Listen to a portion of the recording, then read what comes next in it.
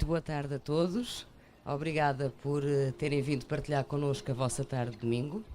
Um agradecimento também à Fundação Francisco Manuel dos Santos por acolher temas tão importantes como este que nos traz hoje aqui, como vamos de saúde mental em Portugal.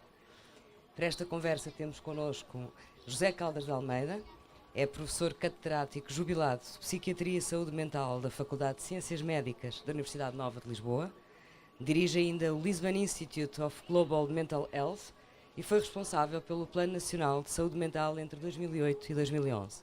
Luísa Pedroso de Lima é professora catedrática de Psicologia Social do ISCTE, Instituto Universitário de Lisboa, e é professora honorária na Universidade de Bath, autora de um ensaio Nós e os Outros. Pedro Pita Barros é especialista em Economia da Saúde, professor catedrático de Economia na Faculdade de Economia, também da Universidade Nova, e membro do Center for Economic Policy Research de Londres, autor do ensaio Pela Sua Saúde. Eu vou dizer algumas palavras sobre o livro, mas como o importante é ouvirmos os nossos convidados, passaremos a eles a seguida e no final passarei a palavra ao público para perguntas. No ensaio A Saúde Mental dos Portugueses, José Caldas de Almeida traça um panorama sobre uma área muitas vezes maltratada e sobre a qual ainda pesa o estigma da vergonha, que é, como Kafka escreveu tantas vezes, o mais estigmatizante dos sentimentos. Uma das coisas que mais me espantaram na leitura deste ensaio foi perceber como o mundo despertou tão tarde para algo sem o qual não podemos viver bem: o nosso bem-estar mental ou saúde mental positiva. Foi só em pleno século XXI que a Organização Mundial de Saúde deu a conhecer um relatório mundial dedicado à saúde mental, com matrizes muito claras para serem adotadas pelos países. 12 anos depois, seguiu-se a Europa com uma estratégia europeia para a saúde mental. Por cá, apenas em 2008 tivemos um Plano Nacional de Saúde Mental e em 2010 um primeiro estudo epidemiológico nacional de saúde mental, com uma amostra significativa da população e da qual, aliás, o professor Caldas de Almeida é um dos autores. Só no ano passado, a Organização Mundial de Saúde lançou o primeiro Observatório Mundial de Demências e se hoje os custos destas doenças, os custos anuais, somam 700 mil milhões de euros, as estimativas dizem que em 2030 esses gastos terão já duplicado. Não é que eu vos queira estar aqui a amassar com números numa tarde de domingo, mas não há também como os evitar. Portugal tem uma das mais elevadas taxas de prevalência de perturbações psiquiátricas na Europa, sobretudo ansiedade e depressão, e estamos a falar de quase 23% da população. Nos últimos anos, o impacto da crise económica agudizou a situação. Entre 2007 e 2012, as consultas de psiquiatria para estudantes e desempregados aumentaram em 63%. O número de utentes com ideias suicidas aumentou 67%. Em 6 anos, a percentagem de portugueses com depressão aumentou de 6,8% para 9,8%. As perturbações de ansiedade praticamente duplicaram, de 3,5% para 6,5%. É já a quinta principal causa de morbilidade nas mulheres entre os 15 e os 49 anos.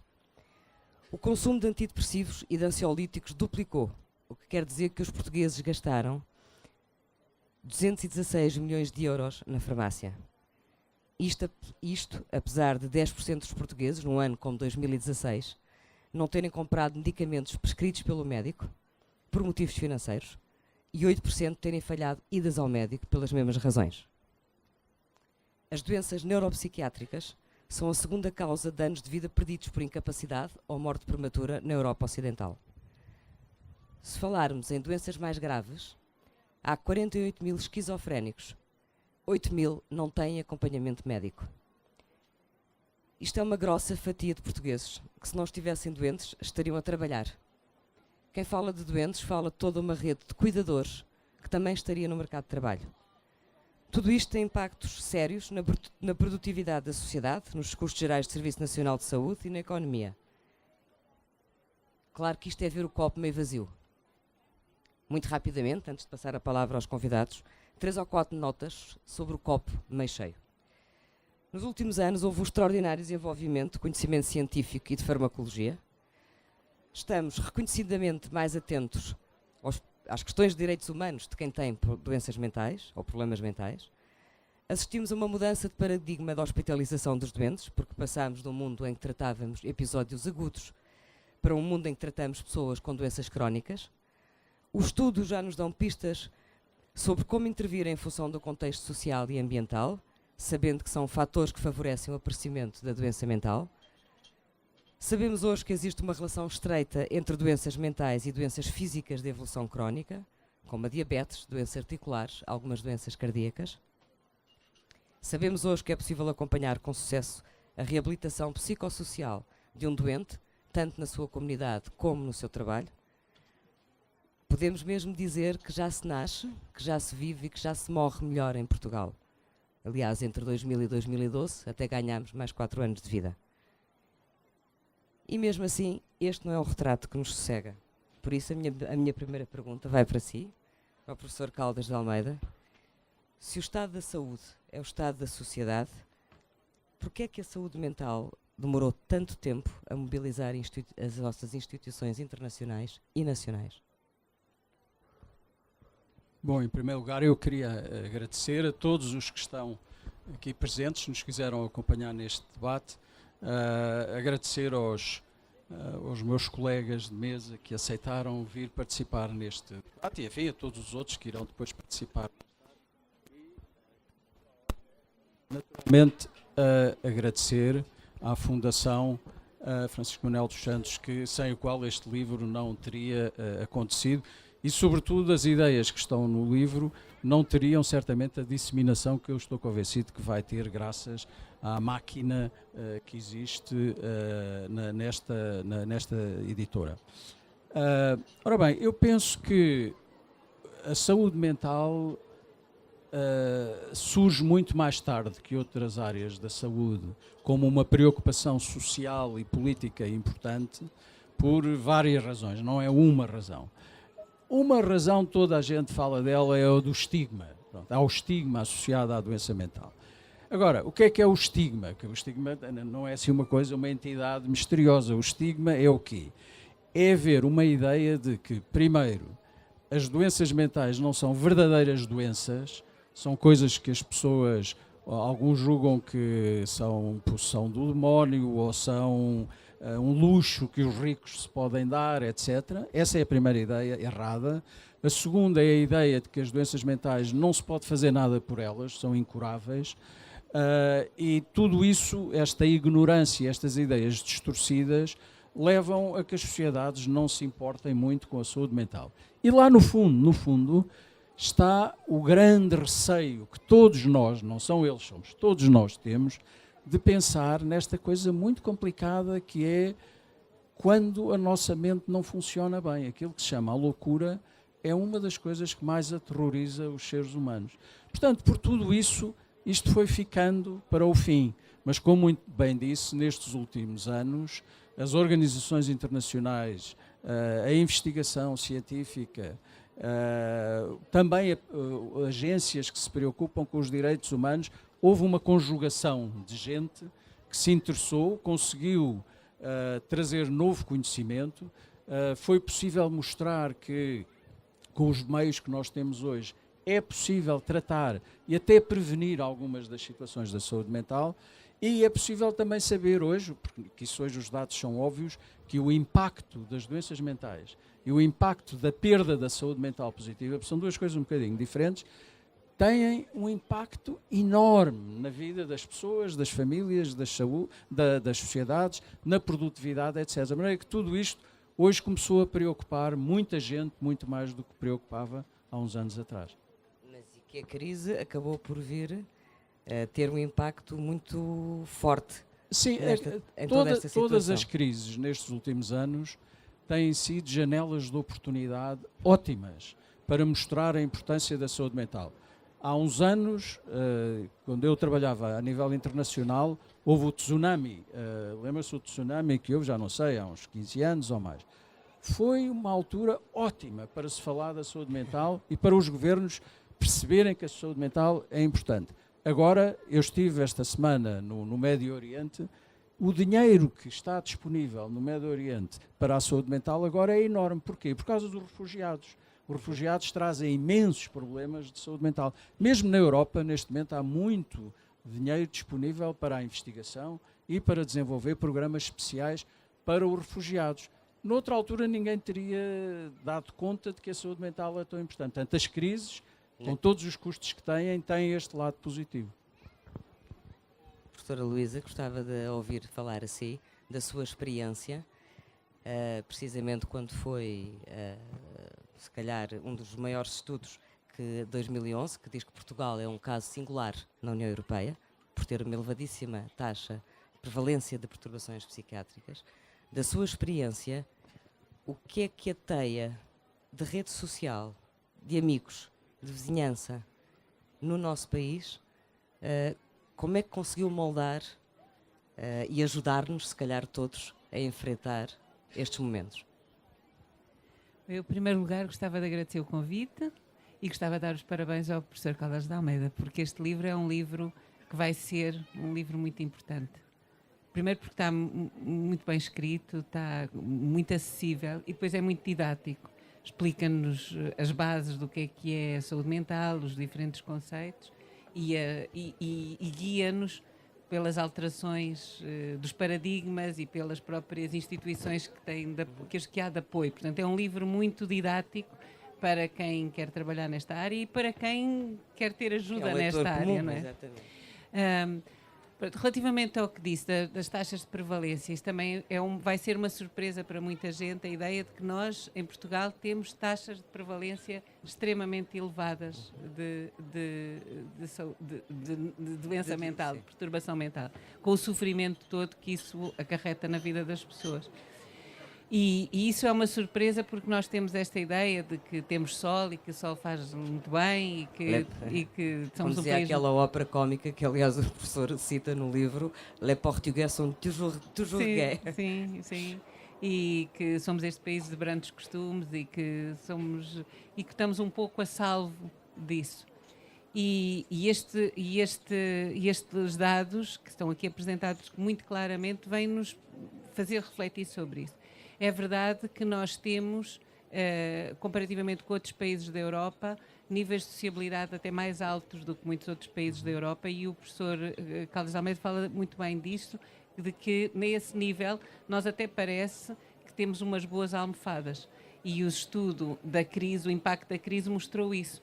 O impacto na saúde mental dos portugueses na crise foi muito maior junto das pessoas que tinham baixos níveis de apoio social, baixos níveis de inserção na comunidade. Portanto, a inserção da comunidade e as redes sociais de apoio são extremamente importantes, os laços que temos com os outros são extremamente importantes para prevenir estes problemas de saúde mental.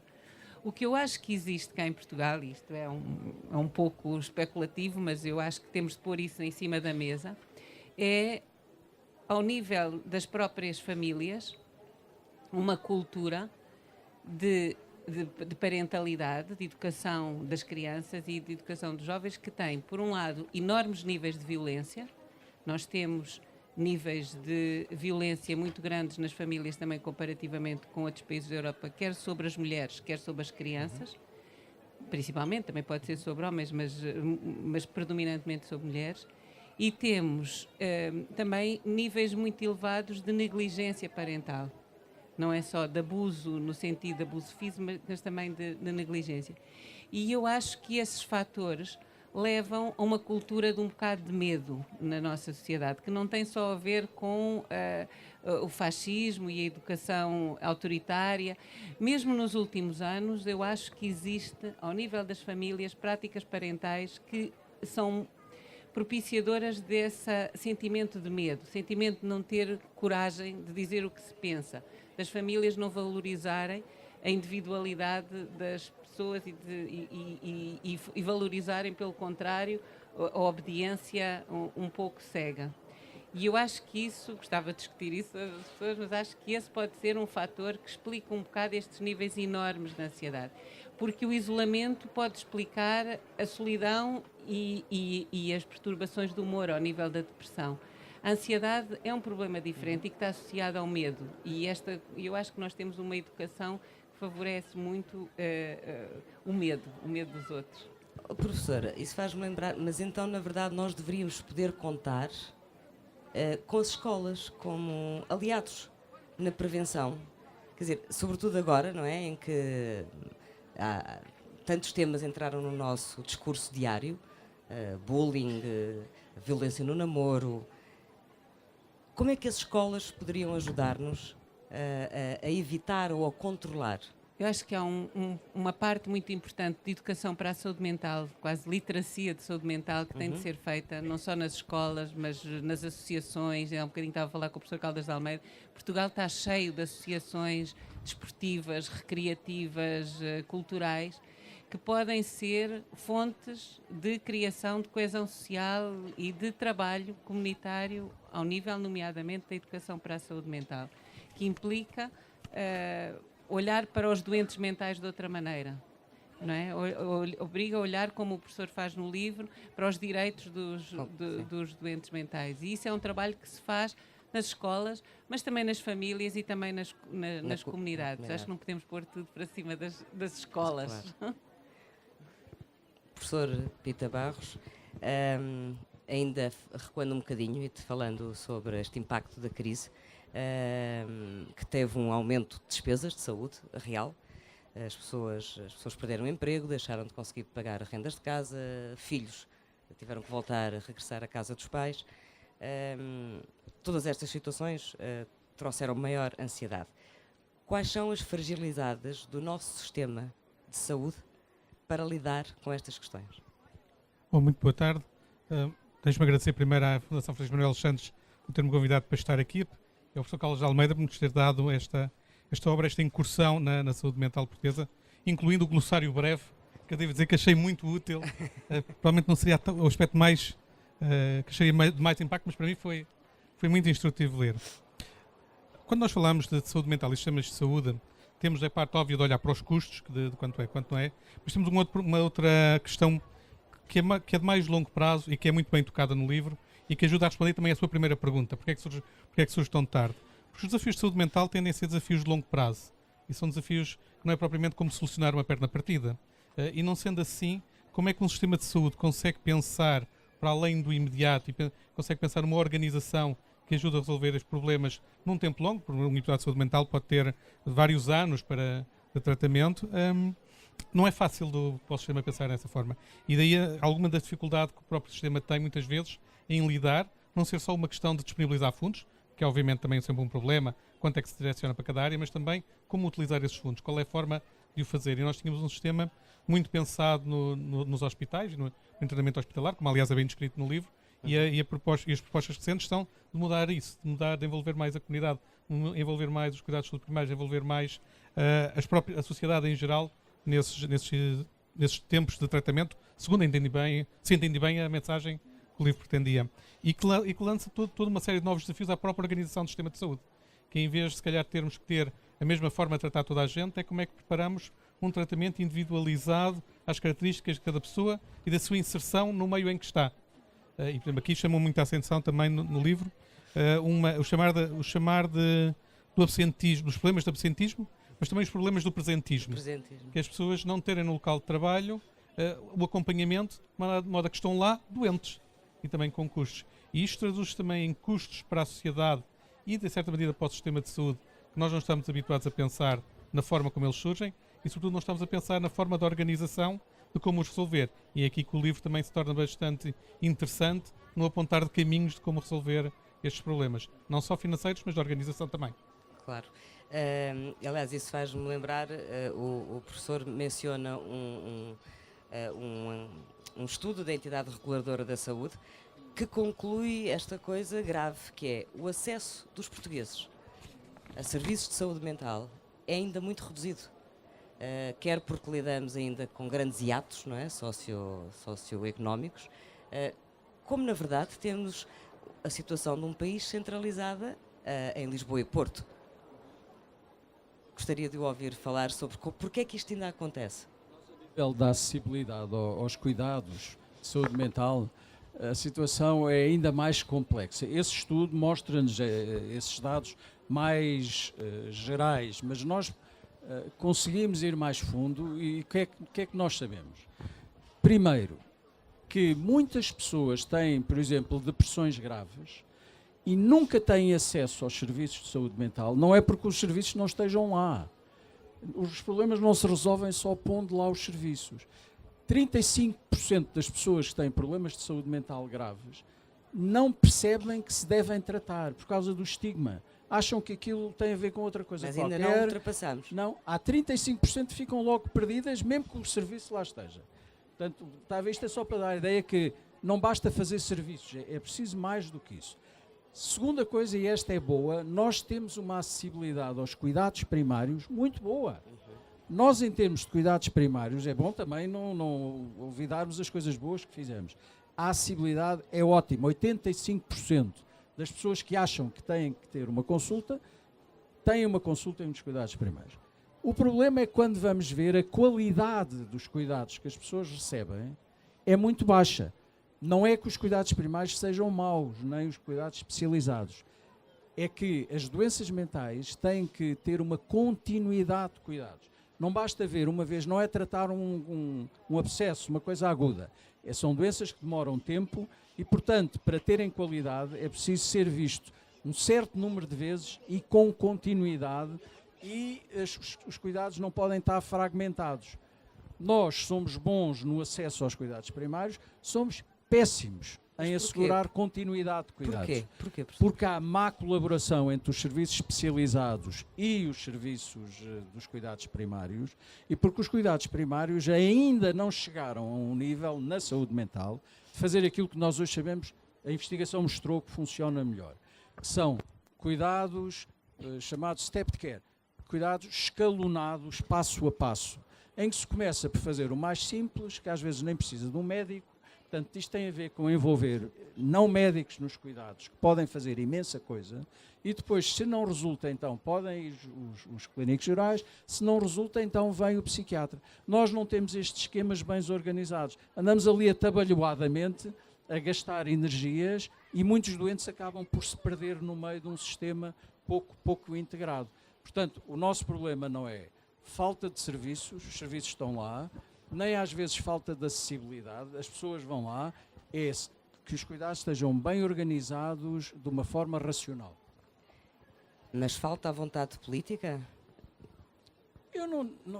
Bom, vontade política para fazer a reforma da saúde mental que nós quisemos fazer há 10 anos, faltou, não há dúvida. Havia um plano, o plano estava em funcionamento e a essa altura interrompeu-se o plano.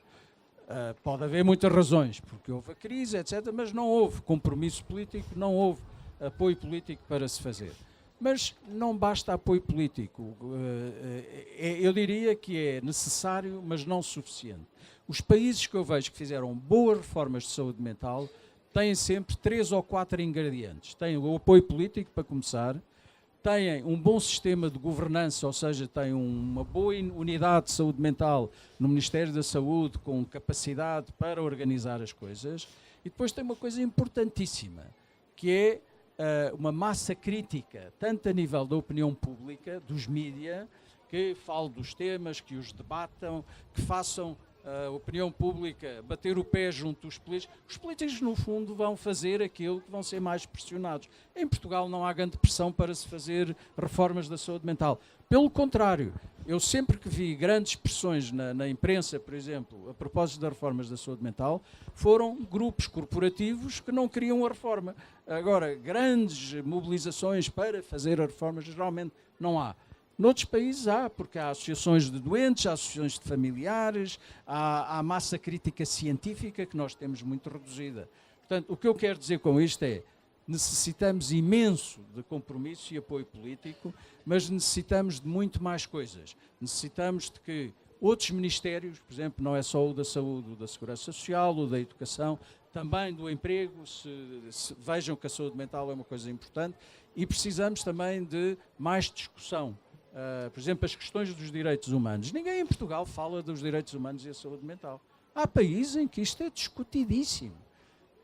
Eu assisti há pouco tempo, quando foram as últimas ou penúltimas eleições inglesas, por acaso estava num hotel, daquilo que estávamos nas missões, ali a fazer zapping, e apanho a discussão final na televisão das eleições inglesas. Quando foi o Cameron e Sim. Falaram para aí 10 minutos no debate final na televisão. O que é que falaram? Saúde mental. Imagina em Portugal falar-se sobre saúde mental no debate final da televisão nas eleições. Ninguém, nem 10 segundos iam perder nisso. Portanto, há aqui uma série de fatores que têm também a ver com aspectos culturais e com aspectos científicos. É muito importante haver a tal massa crítica científica. Muito bem, gostaria, mas por falar ainda, além da massa crítica que nos falta, há, para o professor Pita Barros, há aqui um subfinanciamento crónico. Quer dizer, nós temos, o Orçamento do Estado dedica 5,2% à saúde mental. Bom, na saúde mental, como no resto da saúde, se houvesse mais dinheiro, mais se utilizaria. Eu não poria aí uma questão de apenas ir buscar mais dinheiro, poria na questão de se nós estamos a fazer bem com aquilo que já temos, como aliás foi agora defendido pelo professor Caldas de Almeida. Nós, se calhar, até já podíamos fazer muito melhor com os recursos que temos disponíveis se pensássemos de outra forma sobre o problema. E provavelmente aí é a primeira parte do que temos que fazer. As barreiras que foram aqui faladas pelo professor Caldas de Almeida ainda agora, por exemplo, a parte do apoio político, não tem a ver com dinheiro necessariamente. Tem a ver com manter numa agenda um assunto que, pela sua natureza, se torna difícil porque não dá resultados a curto prazo, porque não é sexy para ter inaugurações, como tem a inauguração de um hospital ou de um equipamento.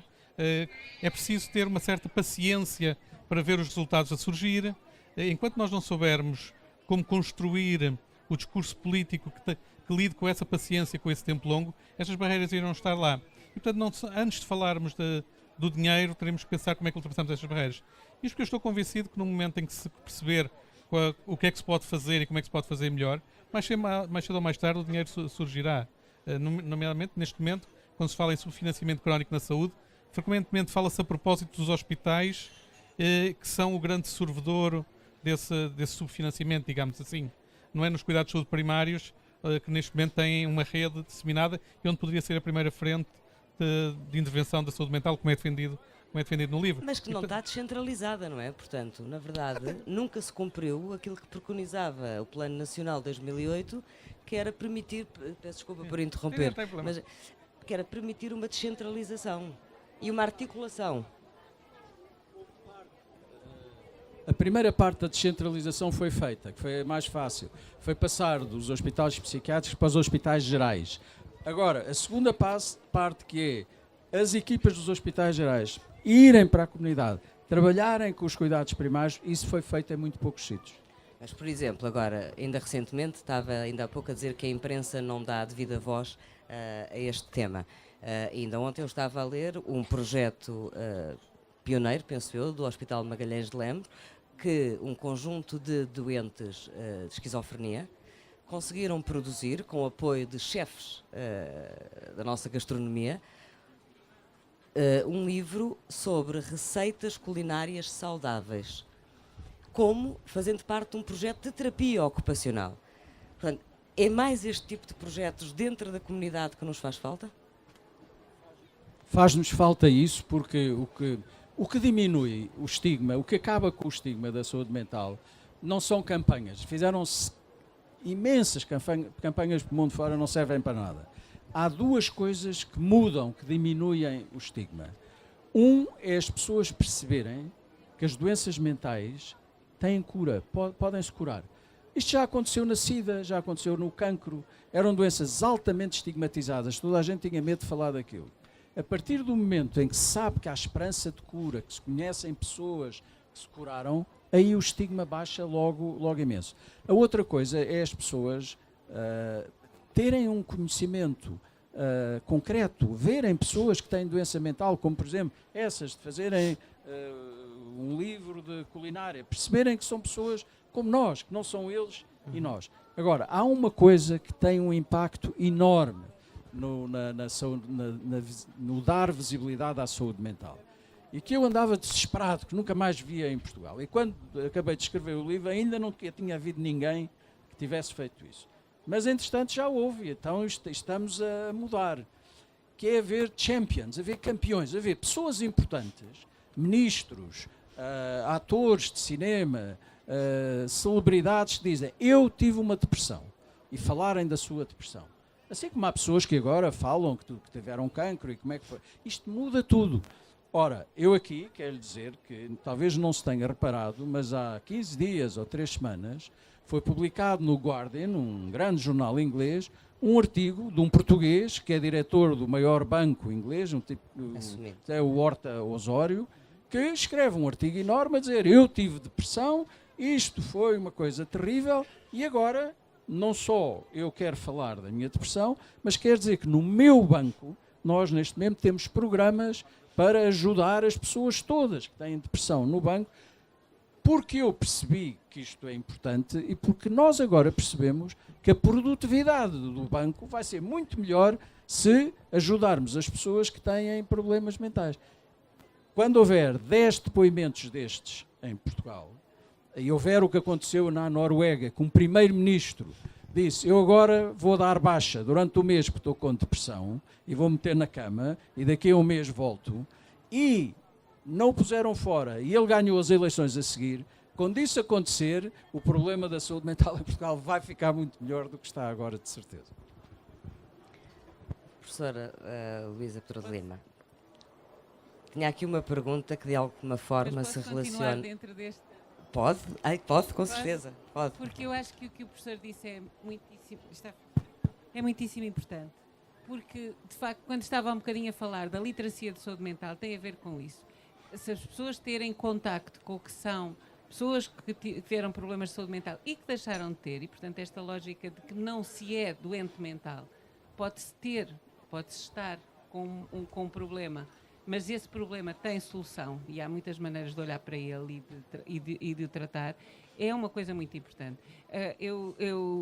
Uma senhora norueguesa que foi diretora da Organização Mundial de Saúde e que a Gro Brundtland, que fez o relatório da saúde mental de 2001. E ela começa o relatório a dizer assim, na nota de abertura, começa a dizer assim: a saúde mental não é um insucesso pessoal, os problemas de saúde mental não são problemas de insucesso pessoal e não acontecem só aos outros. E esta mensagem, que é uma mensagem muito simples, custa muito a passar, exatamente por causa desse estigma, e já agora digamos que o estigma não é alguma coisa que existe na sociedade, mas tem duas grandes consequências. A primeira é que as próprias pessoas que estão doentes têm problemas em dizer que estão doentes, problemas de dizer, nomeadamente, de irem a um psiquiatra e apresentarem o recibo na sua entidade patronal para terem apoio, porque não querem que se saiba que foram a um psiquiatra, por exemplo. Ou achar-se que isso passa. Fala-se com alguém e os amigos dizem: estás assim, mas isso não te preocupes, isso passa. Há coisas que não passam assim tão facilmente. Portanto, a própria pessoa não pode sentir isto como um insucesso pessoal. Isto acontece. 1 em cada 4 pessoas em Portugal, neste momento, estão com problemas de saúde mental. E devem ser taxas muito mais elevadas do que aquilo que dizia no relatório de 2001, que era ao longo da vida 1 em cada 4 pessoas terá necessidade de apoio ao nível da saúde mental. Em Portugal é de certeza muito mais do que isso. Não porque nós portugueses sejamos piores do que os outros, é porque exatamente, e o livro do professor Caldas de Almeida mostra isso muito bem, é porque há uma série de fatores contextuais, nomeadamente a pobreza, nomeadamente a falta de apoio, nomeadamente a falta de educação e o estigma também. O segundo aspecto do estigma que eu gostava de realçar é que os próprios profissionais de saúde mental são vítimas deste estigma.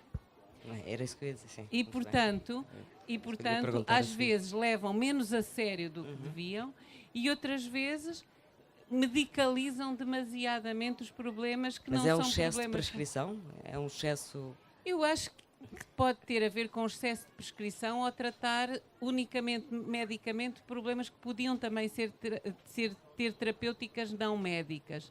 A começar por aquilo que falámos de haver apoios mais comunitários e ajudar as pessoas a estarem mais inseridas. Por exemplo, eu acho que há para aí 1 ou 2 associações de doentes mentais em Portugal. Quer dizer, há N associações de outras doenças. De doentes mentais, há mais de familiares de doentes mentais, que também têm imenso sofrimento. Tem imenso sofrimento. E menos de doentes mentais, que é uma prova dessa desumanização que ainda agora se tem feito relativamente à doença mental. Não é? Esse trabalho é um trabalho de humanizar quem são os doentes mentais. E depois as terapias psicológicas, com certeza, não é? Tem um grande campo, e nomeadamente ao nível da saúde mental eletrónica, da e-health, há imensos instrumentos de ajuda psicológica que não passa pela medicação, alguns validados cientificamente, alguns programas de apoio mental, e que são apoios psicológicos e não apoios médicos para os problemas de saúde mental.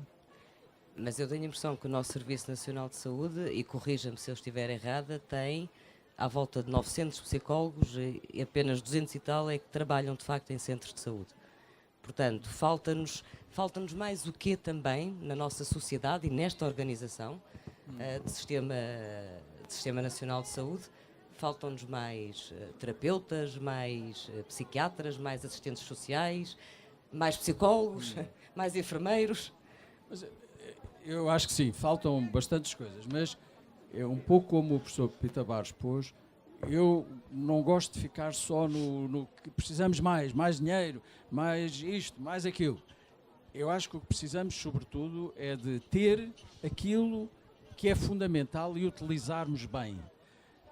Nós, por exemplo, se formos ver os recursos humanos que temos nos nossos serviços, nós temos imensos psiquiatras. Eu não devia dizer isto, matam-me, porque nos serviços estão sempre a dizer é mais psiquiatra. Nós temos um rácio de psiquiatras por habitantes bastante bom. Agora, nós vamos ver que enquanto a Inglaterra tem para aí 10 vezes mais enfermeiros do que psiquiatras, nós temos mais ou menos o mesmo número. Nós precisávamos ter muito mais enfermeiros e muito mais enfermeiros a fazerem uma série de coisas que andam neste momento a ser feitas pelos psiquiatras. Podiam concentrar-se como o quê, mais... por exemplo? Olha, por exemplo, Quer dizer, para um leigo que não sabe... Um enfermeiro, hoje em dia, se for devidamente treinado, pode fazer o screening, quer dizer, despistar casos, pode fazer primeiras intervenções de aconselhamento muito bem.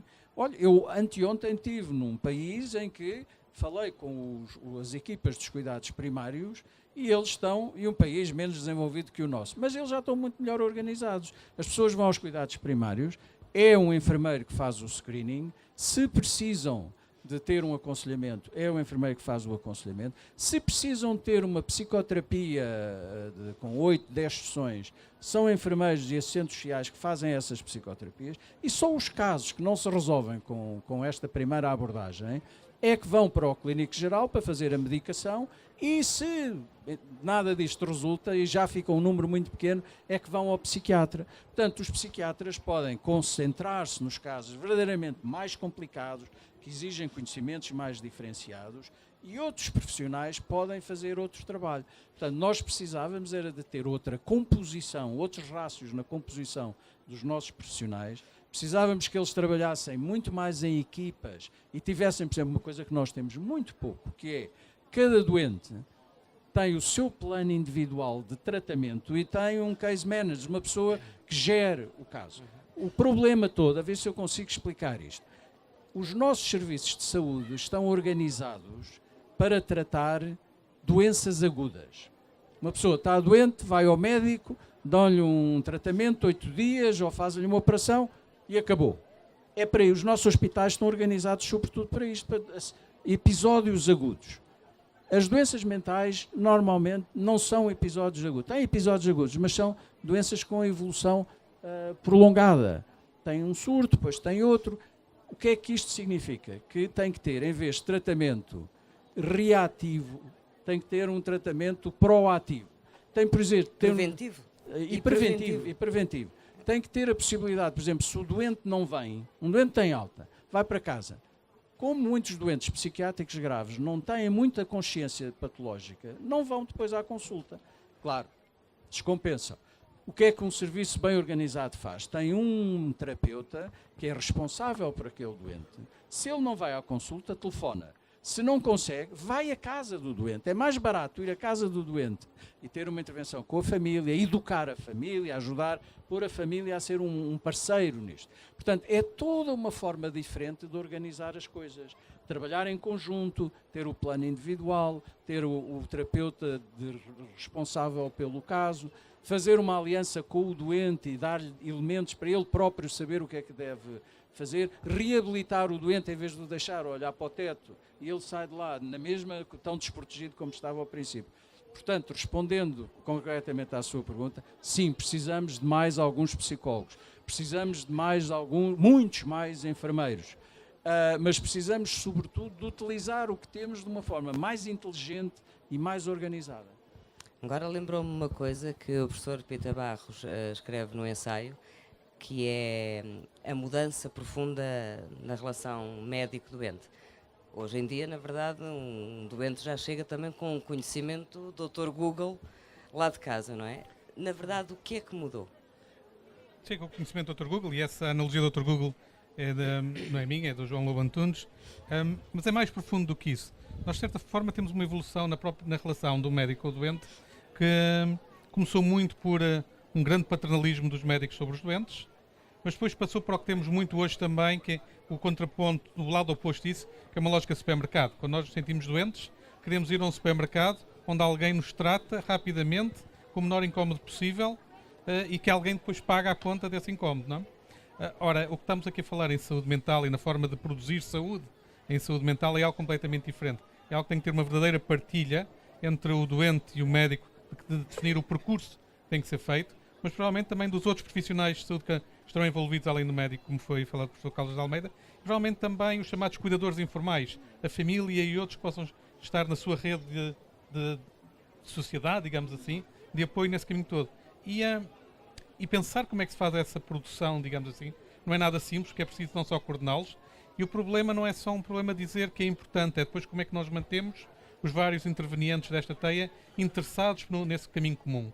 E isto porque parte do problema de um serviço de saúde é sempre como pagar os serviços que são prestados.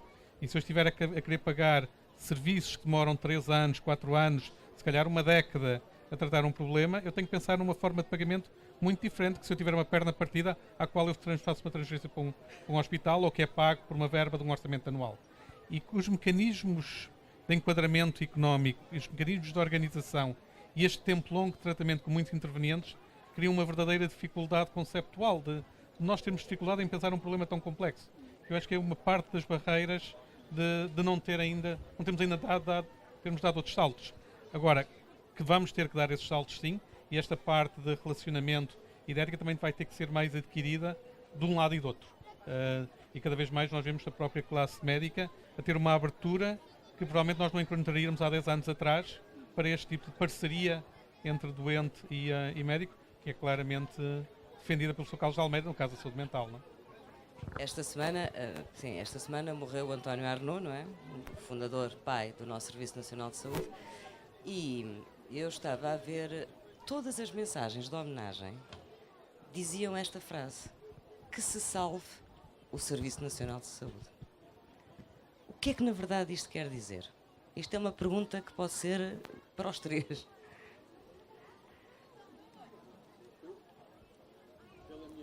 Pela minha parte, o que eu posso dizer é que todas as pessoas em Portugal, para baixo da minha geração, porque eu já sou a geração que conheci antes de haver o Serviço Nacional de Saúde, conheci muito antes do Serviço Nacional de Saúde. É difícil não reconhecer que o Serviço Nacional de Saúde permitiu-nos dar um salto em frente enorme, enorme. Quer dizer, foi sem dúvida a reforma que nós fizemos melhor. Com todos os defeitos e insuficiências que tenha, os ganhos que nós tivemos com o Serviço Nacional de Saúde foram enormes. E isso é sentido pela maior parte das pessoas. Quer dizer, saberem que se tem um problema de saúde, tem um serviço que está lá, pode estar atrasado, podem ter que ir mais cedo, mas sabem que, por mais grave que seja a doença, há a garantia de que vão ter cuidados como deve ser. Isto é ter a garantia de uma coisa que em muitas partes do mundo não existe. Esta cobertura universal é um sonho ainda para imensa gente e nós já o temos, portanto ficamos apavorados de poder perder isto. E depois há o medo também de se perderem coisas do Serviço Nacional de Saúde que, por exemplo, para a saúde mental são importantíssimas. Uma das coisas é a questão agora da livre escolha. Eu não sou contra a livre escolha, é ótimo que as pessoas possam escolher tudo o que quiserem. Para a saúde mental, a livre escolha na utilização dos serviços vai ser dramático. Vai ser dramático, porque o que é a coisa mais importante para as pessoas pobres, as pessoas que não têm muitos recursos, têm um problema de saúde mental, é haver no sítio onde elas vivem um serviço que eles sabem que está lá, que é responsável pelos cuidados deles e que vão seguir essas pessoas e essas famílias durante anos e anos, se for preciso. O que vai acontecer com a livre escolha, vão as pessoas andar aos saltos a ir experimentar em todo o lado, não vão ter os tais cuidados continuados, vão ter cuidados agudos, de má qualidade, vai ser mais caro para o Estado. Não é, está a ver? Isto é muito complexo, porque em si, se nos fala a livre escolha, a gente deve ser ótimo, eu poder ir ao médico que eu quero, eu poder escolher o meu serviço. Em princípio, parece uma coisa muito boa. Agora, os custos que isto vai ter para as pessoas que têm poucos recursos, para começar nem têm dinheiro depois para transportes, para ir para muito longe, os custos disto de quebrar a continuidade dos cuidados, disto de quebrar o vínculo de responsabilidade de uma equipa pelas pessoas, porque trabalhar na saúde mental e da saúde em geral de uma população não é só dar medicamentos ou só fazer consultas. Tem depois a ver com a prevenção, tem a possibilidade de trabalhar em conjunto com as escolas, com o município, tem que se conhecer o contexto, tem que se desenhar programas que é preciso estabelecer colaboração entre todos. Portanto, está a ver que há aqui questões muito, muito complexas. Eu estou a dizer que não deve haver a possibilidade de pessoas que tenham meios de escolher o que quer. Não estou a dizer isso. Para quem quer e tenha esses meios, deve ser possível. Agora, para a parte da população que não tem qualquer possibilidade de ir pagar o serviço mais caro aqui e acolá, devem-se oferecer bons cuidados no local onde as pessoas vivem. Não sei se o Pedro está de acordo comigo em relação a isto. Pode não estar. 50%, 50%. Pois, não, pode. Porque o professor Caldas de Almeida diz que, na verdade, a saúde mental é o maior desafio para a economia do século XXI, não é? É um dos grandes desafios, sim. Agora, sobre essa questão da. Bem, a sua pergunta de o CNS, o que é que quer dizer? Basicamente, ninguém quer ter a sensação que está desprotegido se precisar de defesa da sua saúde. A impressão que é isso que está presente aí. E agora a questão da livre escolha, se ajuda ou não ajuda nestas... Na saúde. Ok, na saúde mental. Está a pensar em termos gerais. Porque aqui o crucial parece-me ser a livre escolha vai acentuar a lógica de supermercado ou não? E aqui no que está a ser falado da saúde mental é se esta livre escolha acentuar essa lógica de supermercado, sim, claro, porque o elemento fundamental é ter uma relação de longo prazo. E tudo que venha destruir essa relação de longo prazo, obviamente vai contrariar um bom tratamento, um bom aspecto. No entanto, eu julgo que o que está pensado em termos de livre escolha e que está neste momento já em curso é uma livre escolha curiosa porque tem porque implica que seja o médico de família e o doente que escolham em conjunto o hospital onde querem fazer uma intervenção programada. E, portanto, é uma livre escolha que está fora da lógica de saúde mental, porque não tem essa lógica de programação de intervenção cirúrgica, mas, por outro lado, o aspecto interessante é o obrigar a que seja uma escolha conjunta, em que está a fazer marcha atrás daquela lógica de supermercado. E, portanto, claramente a livre escolha em si mesma será boa ou má, consoante venha ou não acentuar a lógica de supermercado versus a lógica de relação continuada. No fundo é pensar que vamos ter aqui uma maratona na saúde mental e não um sprint de 50 metros para resolver um problema. E, portanto, se pensarmos dessa forma, a livre escolha pode vir a ser útil. Por exemplo, se o médico e o doente tiverem um conjunto de opções para o que podem escolher. Por exemplo, o que é que seria o acompanhamento fora do tempo de consulta por outro profissional de saúde? Se houver essa capacidade de escolher diferentes modalidades, se calhar pode ser bom e dar leque de escolha, permite calibrar para uns doentes uma maneira, para outros outra. Porque o grande desafio da relação de longo prazo, para além de a manter, vai ser como lidar com as diferenças entre as pessoas. Isto é, aquele sistema de relação de longo prazo que pode funcionar muito bem com um doente, pode ser completamente inapropriado para o outro, pelas características pessoal, de família, de vivência, de trabalho, e é preciso que o sistema de saúde tenha a capacidade de escolher caminhos diferentes com as outras pessoas. E aí será precisa alguma liberdade de escolha para escolher o caminho e não dizer é só este caminho que pode ser possível. E aí provavelmente a liberdade de escolha terá um papel útil na construção desta relação de longo prazo. E portanto, eu encararia a liberdade de escolha como um instrumento que pode ser útil, mas não como uma verdade absoluta ou um dogma de algo que tem que ser alcançado. Relativamente ao Serviço Nacional de Saúde, eu acho que não está, os inquéritos mostram que é dos aspectos que os portugueses têm mais orgulho relativamente ao seu país, ao seu Serviço Nacional de Saúde, e quando nós vemos séries americanas, por exemplo, aquelas que se passam nas urgências dos hospitais, percebemos muito bem isso. Nós sabemos que qualquer pessoa, mesmo que não esteja legal em Portugal, se for ao nosso Serviço Nacional de Saúde, é atendido e ninguém lhe faz perguntas. Isso é uma coisa de que nós todos temos orgulho.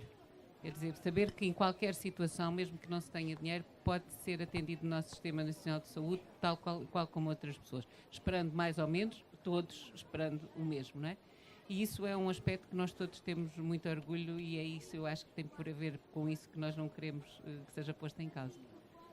Queria continuar ainda consigo, com a professora, neste aspecto dos vários estudos longitudinais, não é, que acompanham casos ao longo dos anos. O que é que da sua experiência temos aprendido sobre a felicidade ou infelicidade das pessoas? Os portugueses não são necessariamente felizes, não estão bem com a vida, no entanto têm, se calhar dos países a nível de Europa, são dos países que têm mais noção de pertença e daí há uma crescente resiliência e de autoestima. Gostaria de ouvir. Há dois aspectos comentar. que gostava de salientar nas questões da diferença dos portugueses quanto à felicidade. A primeira é que se nós formos ver resultados internacionais, temos níveis mais baixos de felicidade do que muitos outros países da Europa, mas temos níveis semelhantes quando nós vamos comparar o rendimento per capita, quer dizer, a riqueza dos países. Nós estamos muito próximos daquilo que são outros países não muito ricos, não é? Estamos muito diferentes dos países muito ricos, mas não tanto dos outros países menos ricos. O segundo aspecto é quando nós vamos ver os nossos jovens, não há assim tantas diferenças em termos de felicidade ao nível dos jovens comparativamente com os outros países da Europa. E essa diferença vai se agravando ao longo dos anos. Portanto, as nossas pessoas mais velhas estão muito mais tristes e muito mais infelizes do que os mais novos, não é? Os mais velhos mais do que mais novos, e os nossos idosos estão muito mais tristes do que os idosos de outros países, nomeadamente dos países mais ricos. E, portanto, tem a ver com o agravamento, nomeadamente, das condições sociais e também do isolamento. E de interioridade, não é? Portugal é um país de E do interioridade. isolamento. E, portanto, são muitos fatores que contribuem para aquelas pessoas mais velhas estarem mais isoladas e mais fechadas sobre elas próprias. Há outros países, por exemplo, em que há programas para as viúvas ou os viúvos, que passaram muito tempo, por exemplo, a ser cuidadores do seu cônjuge. E ao ser cuidador, as pessoas acabam, ao fim de 10 anos, muito isoladas porque passaram grande parte da vida, principalmente se não tiverem muitos recursos, em casa a tomar conta daquela pessoa. E já não sabem ir ter com as outras pessoas, já não têm hábitos de sociabilidade.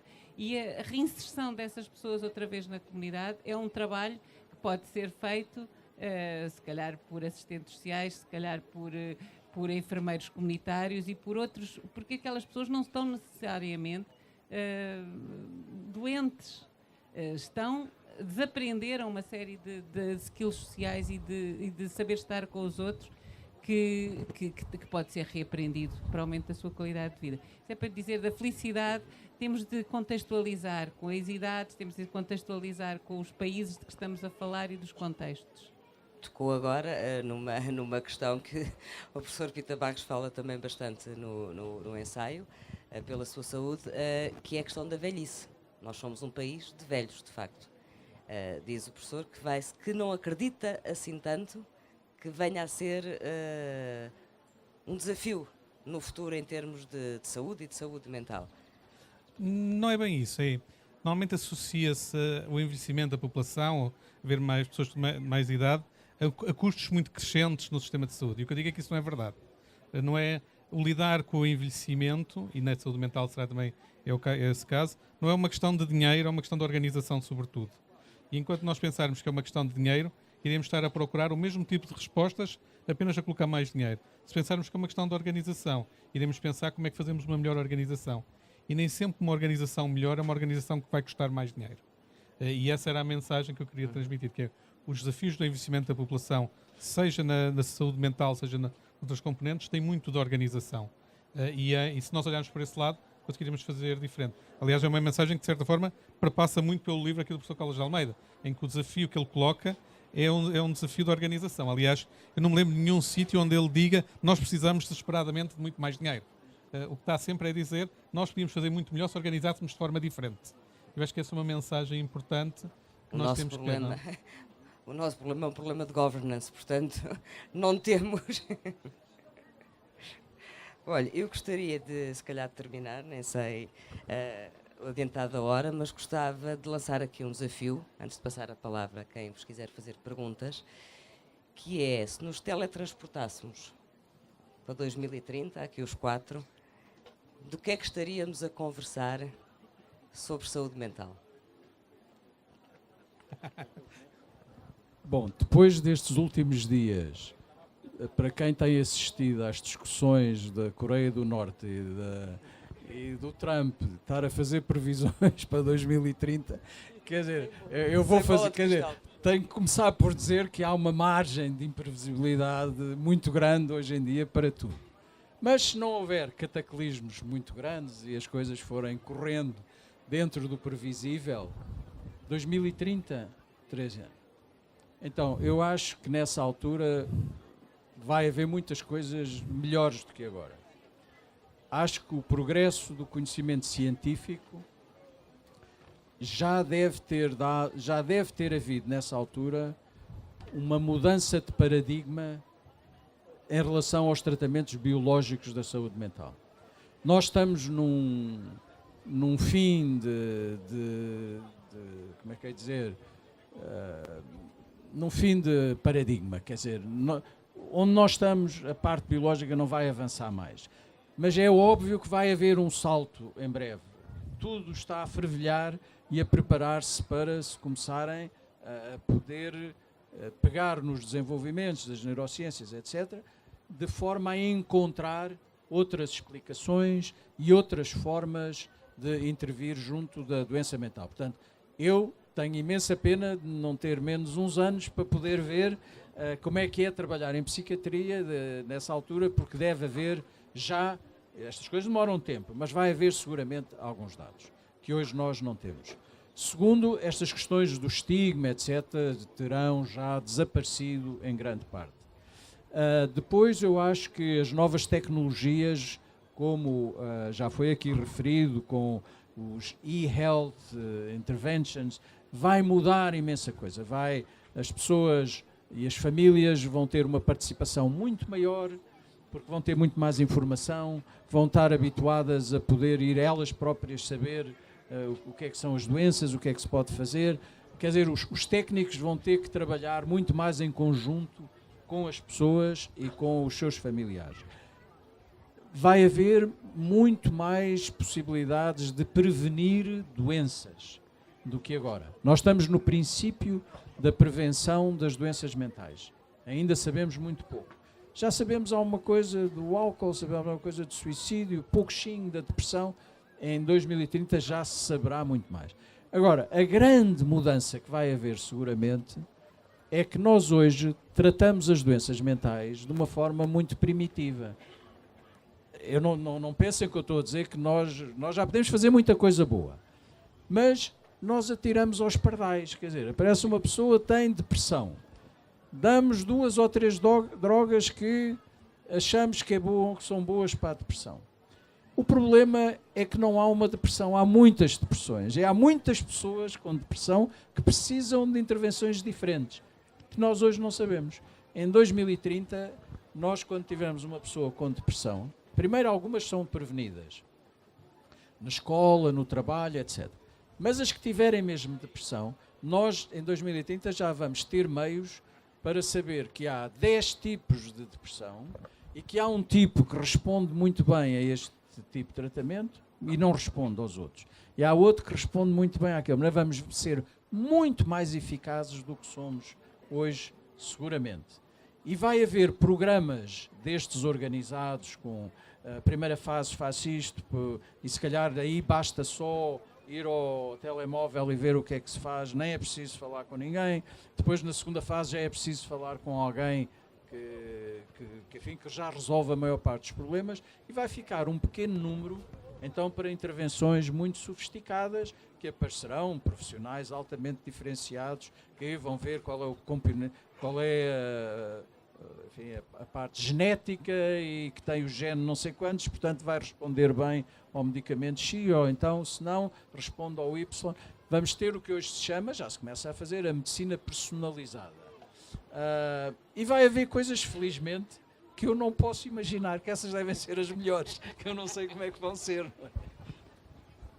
Olha, eu acho que daqui a 10 anos, 20 anos, não é? Vai este livro do professor Caldas de Almeida vai ter um impacto enorme, portanto, a curto prazo vai aumentar o número de pessoas que se vão queixar de perturbações mentais, que é muito bom sinal.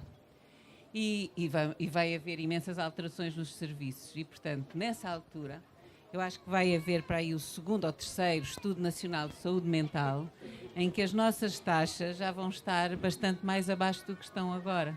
Era isso que eu gostava mesmo que acontecesse.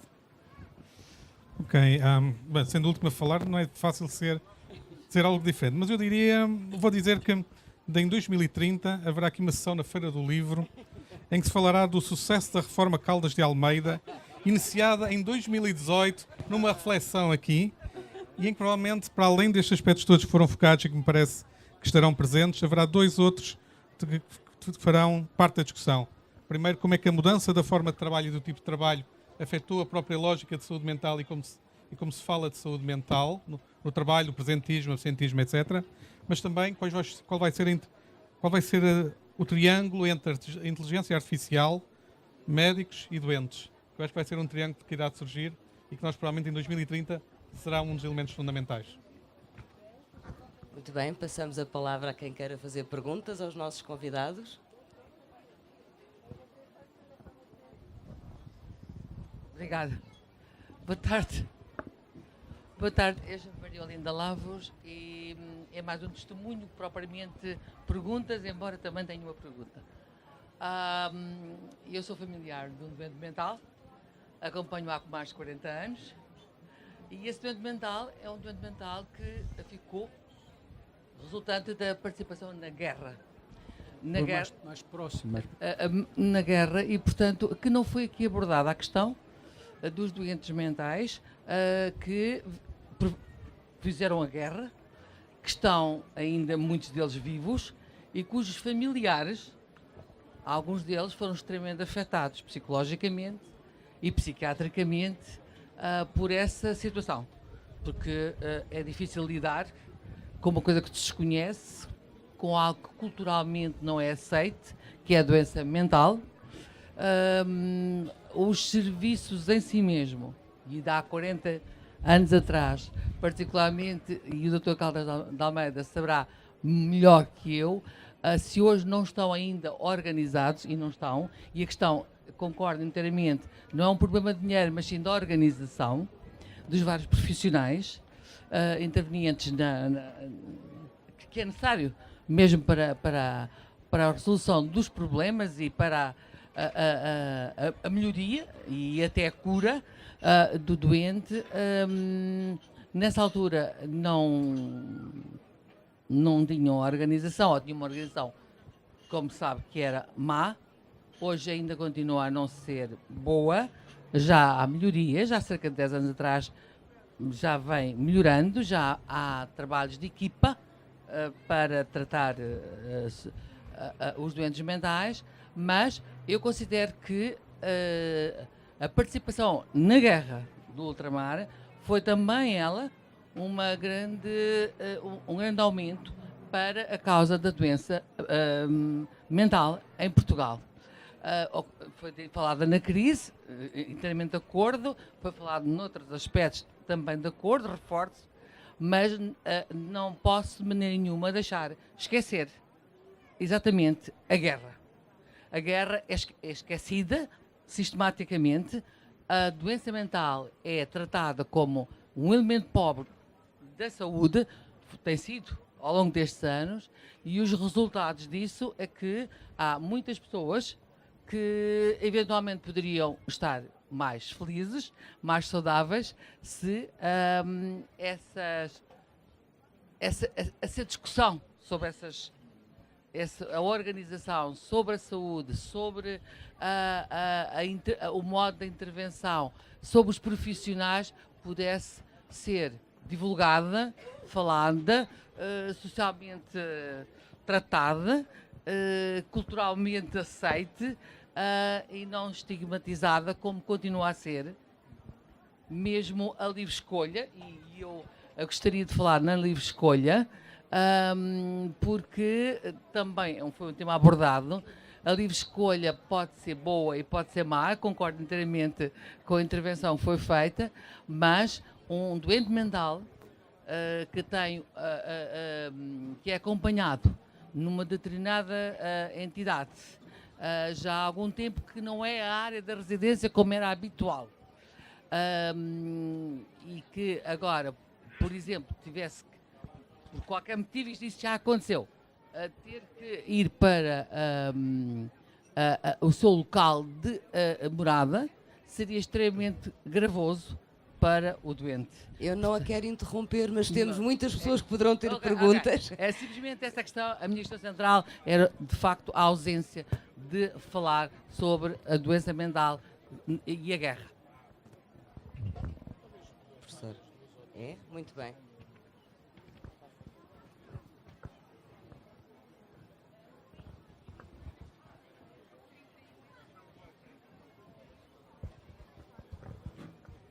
Esta sim. Boa tarde, meu nome é Florbela Silva, sou cuidadora formal na área de paliativos. Tive algumas experiências bastante enriquecedoras que infelizmente já cessaram. Uma foi no Hospital Psiquiátrico em Lisboa, em que tratávamos de jovens desviantes na sociedade, conduzidos pelas próprias relações, inclusivamente escolares, de estigma. E outra a consulta de geriatria do professor Gurjão Clara no Hospital Polivalente, em que se fizeram imensos estudos. Infelizmente a consulta cessou há 2 anos. Era uma consulta multidisciplinar e focou-se aqui esse aspecto do trabalho em equipa, em que de facto imensos problemas que os nossos idosos têm começam muito no foro mental. Não só pelo facto de ter doenças crónicas, que se prolongam no tempo, mas pelo aspecto da falta de acompanhamento dos próprios serviços na aceitação da própria doença. A minha experiência em paliativos revela que há imensas carências, não só nos utentes, como no próprio acompanhamento dos cuidadores e dos cuidadores, os cuidadores informais. Outra questão que eu queria colocar ao professor Pita era se a eutanásia vem resolver o problema da economia da saúde. E era outro repto ao senhor professor, se poderia na próxima vez escrever um livro sobre a saúde mental dos cuidadores. Boa tarde. Olha, eu queria pôr 2 problemas rapidamente. Quando era estudante universitário, houve umas sessões de esclarecimento para os estudantes universitários e eu fui a esse esclarecimento e disseram precisamente que não era preciso ser doente mental para poder recorrer a essas... E realmente, nessa altura, tinha dificuldades inerentes ao estudo que estava a fazer e aceitei fazer uma série de consultas com os médicos que estavam no serviço universitários. E então, as consultas eram assim, eu explicava as minhas dificuldades e no fim o médico dizia, olha, não é preciso drogas, venha se quiser à próxima.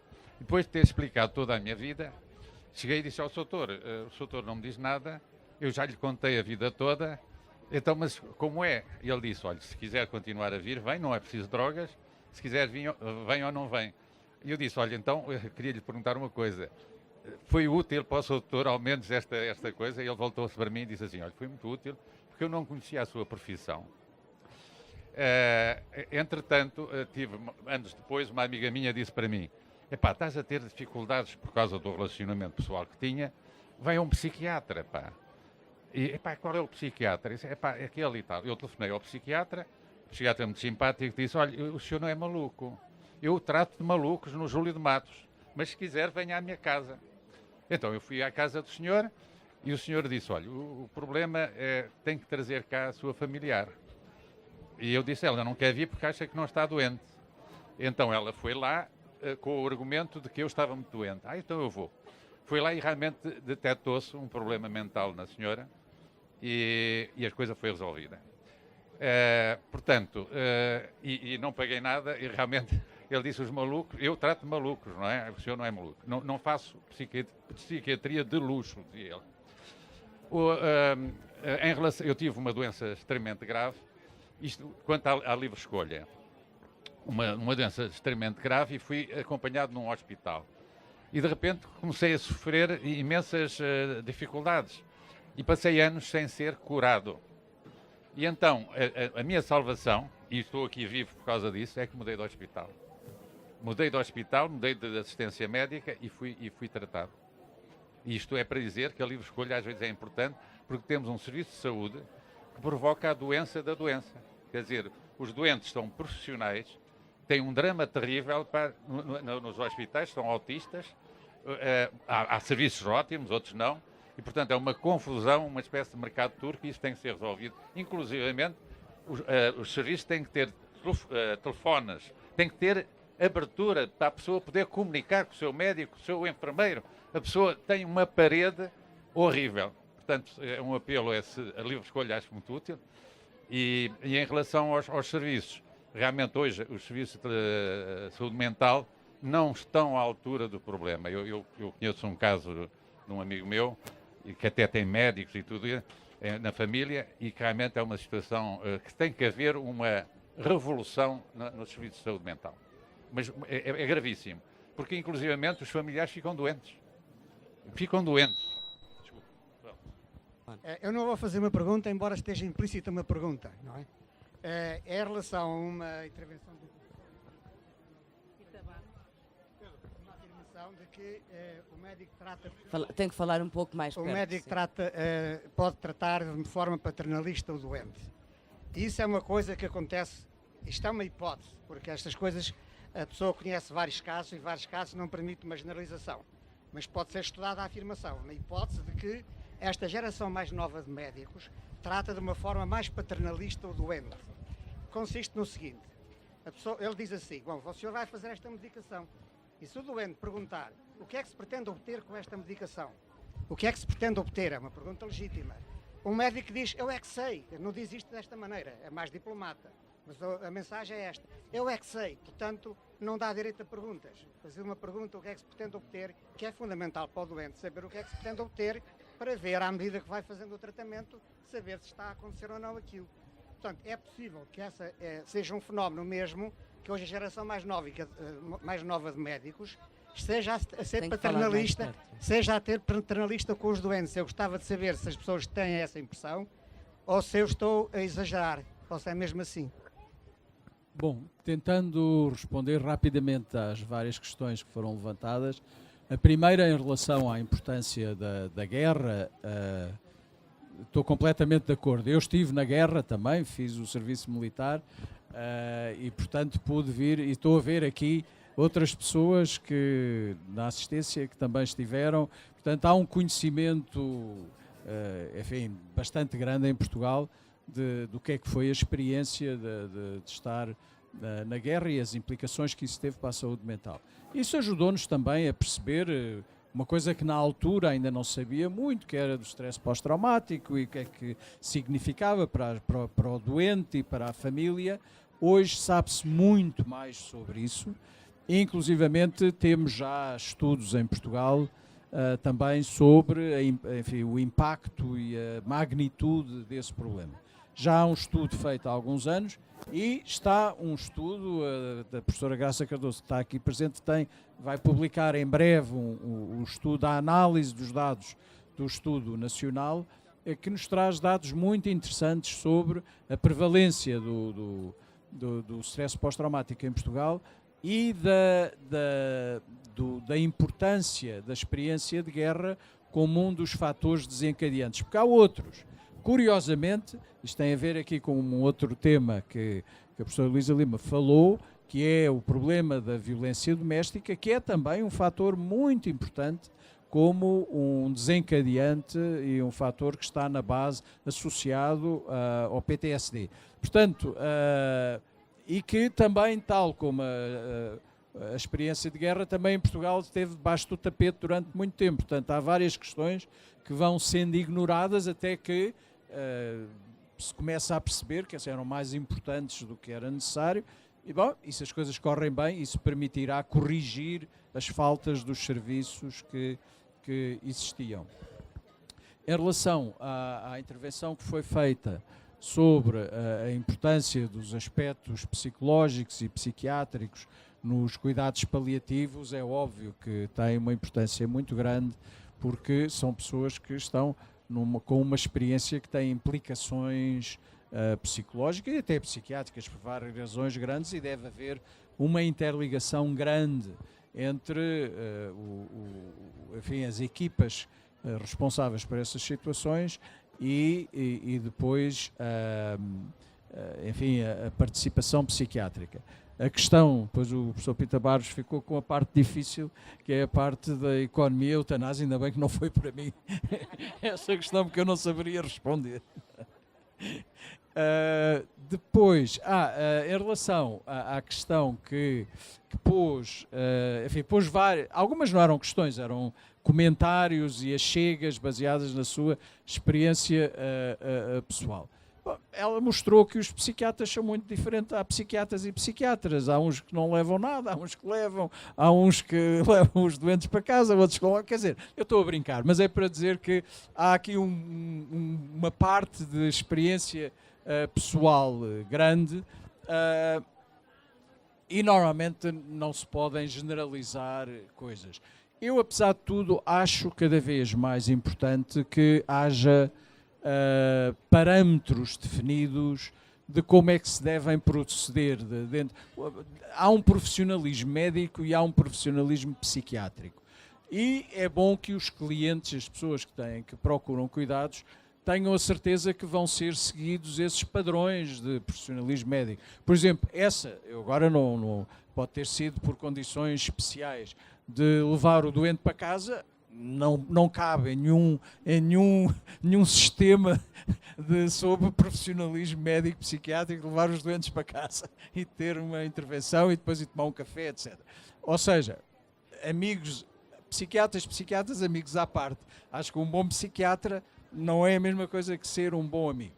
Mas concordo muito com o que disse, que há momentos da vida em que as pessoas precisam de poder confiar em alguém e ter ajuda, e isso pode resolver muitos problemas.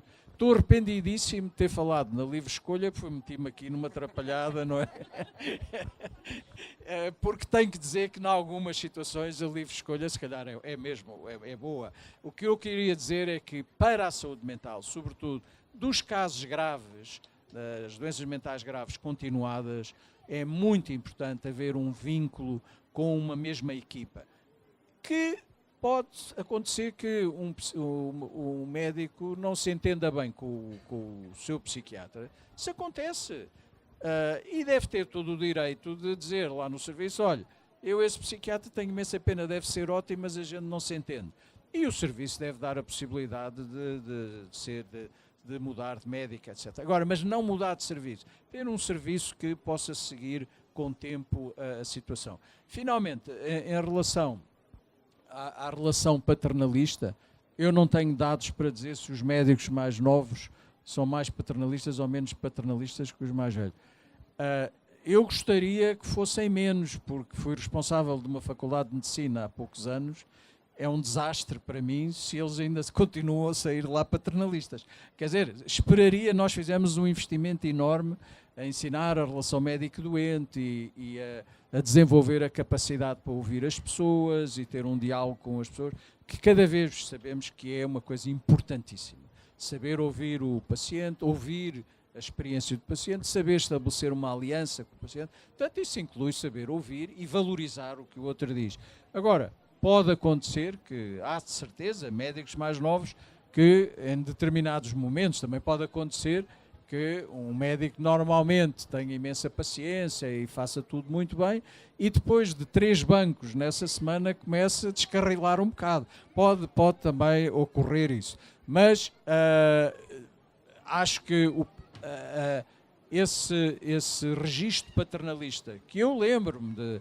Eu joguei que era mais antigamente, eu lembro os médicos antigos, quando eu estudava, era frequente, por exemplo, está aqui um colega meu de curso, tínhamos, enfim, professores nossos tratavam por tu, todos os doentes, ao filho, ou filha, era mesmo uma relação... Eu nunca disse ao filho ou à filha para nenhum doente, nem comecei a tratar por tu doentes. Portanto, isso tem vindo a mudar. Não quer dizer, eles eram ótimos médicos, hein? Atenção, hein? Porque culturalmente isso era aceito naquela altura. Hoje, as pessoas também já não aceitam determinadas coisas, as coisas vão mudando. Exatamente. Esse é que é o ponto, sabe? É que eu estou-me a lembrar de um dos médicos, que é o meu colega que está ali, sabe quem é que eu estava a falar, que era um cirurgião, ele tratava o filho e tal, espalha-brasas, mas ele no fundo fazia uma coisa muito boa, é que ele era um médico muito afetuoso para os doentes. Eu lembro ele estar lá a escarafunchar um abscesso e dizia, filho, dói-te? É porque estás vivo, pai, estás vivo. Bom, e dizia aquilo de uma maneira, de facto, muito afetuosa. E era por isso que isso funcionava. O que é terrível é quando nem há profissionalismo e há distância e frieza. Isso então é que não funciona de maneira nenhuma, de certeza. Bom, e agora tem ali o... Não te safas, tens essa... Não. Do meu lado é fácil. A pergunta concreta era se a eutanásia vai resolver o problema da economia da saúde. A resposta é fácil. Não, obviamente que não. Não é essa... Nem se pretende que seja essa a solução. Sobre a parte do paternalismo, o que eu expus aqui não é uma afirmação minha, é o resultado de alguns estudos de análise da ética médica por médicos. Agora, sobre se em Portugal, como é que isso está, não tenho nenhum estudo que me permita dizer isso, posso falar apenas de algumas percepções. E neste caso, para introduzir algum descanso do professor Caldas de Almeida aqui. Nos jovens médicos de família que eu encontro hoje em dia, em várias situações, eu não noto esse paternalismo, eu noto uma atitude diferente. Como é que é na consulta depois, não sei. Mas como filosofia, não me parece isso. Onde eu às vezes noto paternalismo é nos especialistas hospitalares, já com alguma experiência, aí sim tem esse paternalismo, portanto ali no meio, à volta dos 40, entre os 40 e os 45, 50 anos, aí sim. Agora, se isso tem a ver com a especialidade em questão e as tensões da especialidade, ou se tem a ver com a formação, é algo que está em aberto. Mas eu não diria que estamos com mais paternalismo de alguma forma. Pelo menos não sinto isso no contacto com os profissionais de saúde, fora do contexto da consulta. Portanto, com estas ressalvas todas, não sinto isso. Sim.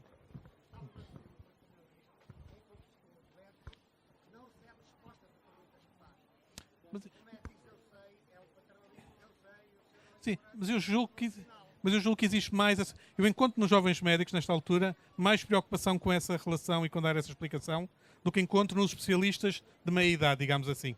Mas são percepções. Sim, estamos. Sim. Bem, não sei se temos mais alguma pergunta. O que é que a doença mental tem assim tanto de mal para ser discriminada e estigmatizada? O que é que a doença mental tem de mal para ser assim tratada? Bom, a resposta é fácil. A doença mental não tem nada que justifique as pessoas que têm a doença mental serem discriminadas. É um absurdo. As pessoas que têm uma doença mental, antes pelo contrário, deveriam ser especialmente consideradas e protegidas, porque as pessoas que têm uma doença mental têm, muitas vezes, dificuldades acrescidas na sua vida por causa da sua doença e por causa de outras vulnerabilidades e, portanto, logicamente, deviam ser mais protegidas. Infelizmente, isso não acontece. há muitas discriminações ainda da doença mental que têm a ver com a ignorância. Há muita gente que não sabe o que é a doença mental e há muita gente que tem ideias completamente distorcidas do que é a doença mental. E têm medo, as pessoas têm medo do que imaginam que é a doença mental. É por isso que se cria essa discriminação. E é por isso que, à medida que pudermos ter debates destes e pudermos escrever livros sobre isto e puder haver mais conhecimento, vai cada vez diminuindo mais, esperamos, essa discriminação que não tem nenhuma razão de ser. Obrigado, boa tarde. Eu queria só complementar digamos assim, completar a pergunta que a minha amiga fez ainda agora. Agora deu-me esta curiosidade, talvez pela primeira vez. O que é que, sei lá, se há fatores históricos no nosso país, na sociedade mundial, que tenham desencadeado, sei lá, ao longo de séculos XIX, XX, anteriormente que se fosse, o que é que desencadeou realmente este tipo de ideias absurdas até sobre a doença mental e os seus doentes mentais? Ao longo da história, o que é que realmente fez criar isto quando na saúde física nunca foi discriminada? Será tão somente porque os doentes mentais, ao longo da vida, dos séculos, tiveram sempre aquelas atitudes que à vista dos outros pareceram, invulgares, anormais, etc. Ou já agora mais do que isso? Queria pedir essa opinião. Ao longo da história, o que é que levou a isto? Obrigado. Bom, nem sempre ao longo da história as pessoas com doença mental foram discriminadas. Há culturas em que as pessoas que têm doença mental foram até muito consideradas e foram-lhes dados papéis importantes nessas sociedades como curadores, como pessoas com poderes especiais para curar certas doenças.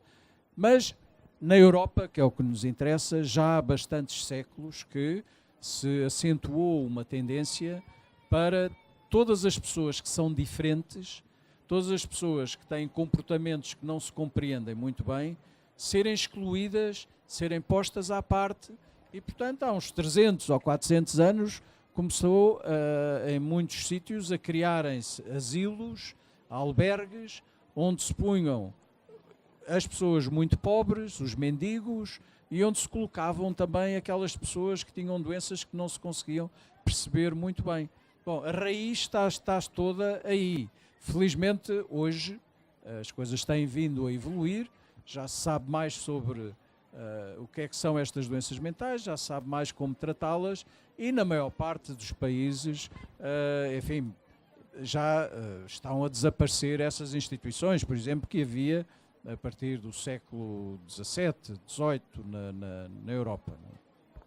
Eu sei, isto é uma explicação muito sucinta, é muito mais complicado que isto, mas assim, rapidamente, no que tem a ver com a Europa, é o que eu posso dizer neste contexto. Muito obrigada a todos pela vossa presença, ao público também. Quero recordar que os livros estão à venda no espaço da Fundação e que o autor, o professor Caldas de Almeida, está disponível para dar autógrafos. Muito obrigada.